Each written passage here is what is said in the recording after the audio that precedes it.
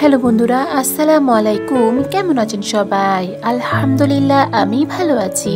সামনে শীতকাল আসছে, আর কারো ছাদ বাগানে শীতের লাউ গাছ থাকবে না এটা হতেই পারে না। শীতের আগাম প্রস্তুতির জন্য যে সমস্ত কার্যক্রমগুলো আছে তার মধ্যে লাউ গাছ লাগানো জরুরি। মূলত অক্টোবর ও নভেম্বর মাসে লাউ গাছ লাগানোর সঠিক সময়। তবে এখন তো আবার ডিজিটাল বাংলাদেশ।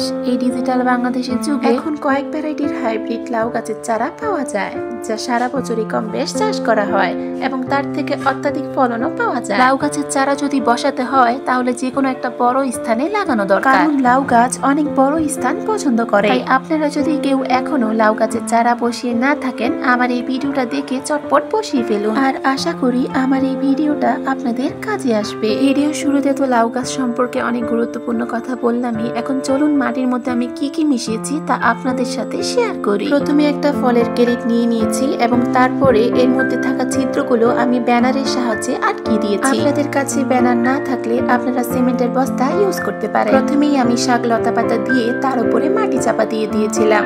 এরপরে ডিমের খোসা, পেঁয়াজের খোসা গুঁড়া দিয়ে দিয়েছিলাম।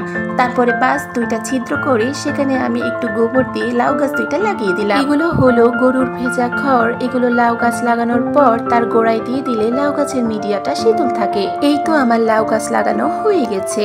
এখন এটাকে আমি জায়গা মতো রেখে দিব।